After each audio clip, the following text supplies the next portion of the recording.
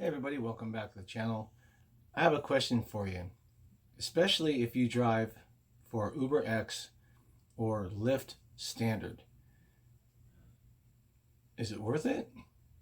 Well, stick around. Let's find out.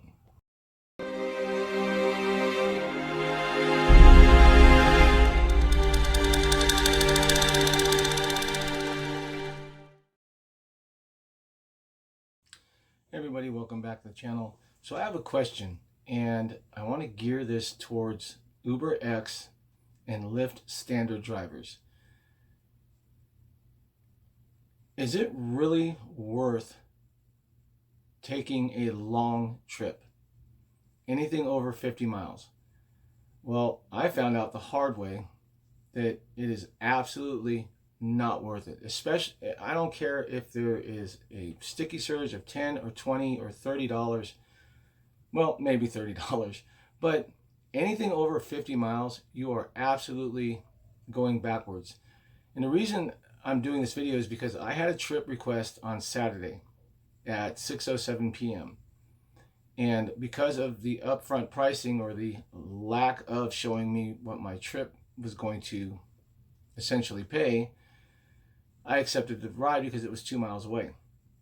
And of course, I didn't find out how far they were going until I actually accepted the trip and started the ride. Now, I could have canceled it and just said, sorry, I'm not going that far, but it was 104 degrees. They were stuck and they had an 18-month-old baby with them. So I just, in good conscience, couldn't leave them stranded. However, here's where it gets interesting. That trip was 161 miles one way. It took me 2 hours and 42 minutes to get to where they needed to go. So if you double that for the trip back, because they were actually very close to where I stage up, that's 322 miles and 5 hours and 20 minutes for the whole trip. Let's say 5.5 hours. Uber paid me $133. So if you break down $133 for that whole trip, and you're using your 60 cents per mile and 21 cents per minute on Uber, for that entire trip, I got paid 25 cents a mile. 25 cents a mile. 5 hours. Then Uber turned around and recalculated the trip because we had to take a detour due to a freeway closure or construction, and took it down back to, readjusted the fare to basically $89. And I'm not going to sit there and do the math on that, but it comes down to about 18 cents a mile. And I'm really dumbfounded. I don't understand. I understand this is not a job. It was never meant to be a job. It's a side hustle. And I get a lot of comments where people tell me, well, if you don't like it, leave. Well, I only do it on the weekends when it's busy. I only use, or let me rephrase that. I only do it when there's a nice, good, sticky surge available that's close. And I don't take rides that are more than about 12 miles. And I don't pick up any rides that are more than 3 miles away. And that's why I don't have my upfront trip details, because I'm not stupid. So 25 cents a mile. And the national average, the average to operate a motor vehicle in California is between 59.5 cents per mile to 62.5 cents per mile. 62. Now that's a number that should shake you a little bit. Because if it costs you, on the average, 62 cents a mile to operate your car, and mind you, that's taking into consideration every vehicle. Some vehicles might be a little less. Obviously, some vehicles will be more. You're not making anything when you take a trip as far as the mileage goes.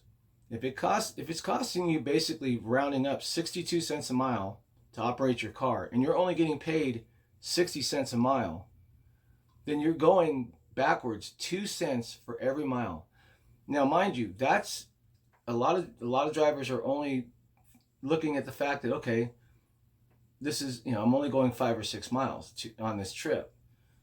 Regardless, even if you're only going 5 or 6 miles on that trip, you just lost 10 cents in mileage. You're only getting paid for your time. What you have to take into consideration is the fact that you have to drive to go pick up that customer. And I know a lot of people are complaining that, Lyft and Uber do not have long distance pickup fees anymore. So you may have to drive, if that's the type of if that's the type of driver you want to be, you may have to drive 5, 10, 15, 20 miles to go pick up that customer for that $3 fare. Then you have to turn around and drive back, 5, 10, 15, 20 miles. So let's say it's 20 miles there and 20 miles back. That's 40 miles.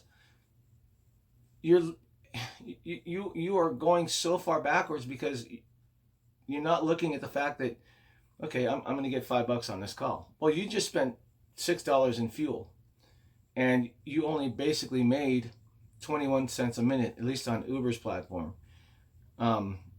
So, unfortunately, like I said, I learned the hard way, but I just wanted to share that with you, because if it costs 62 cents a mile to operate a vehicle and Uber's only paying us 60, that means every single ride you take, you're already in the negative, and that doesn't include your time and miles to go pick them up, and then your time and miles to come back, which is normally empty miles both ways.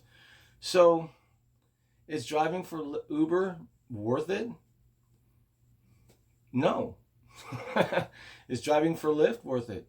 No. Unless you don't mind making 21 cents a minute on every call you take, losing 2 cents per mile every mile that you put on your car, paying, and I'm using that as the per mile rate for your gas, your insurance, your maintenance, your tires, everything that comes with doing these little side hustles.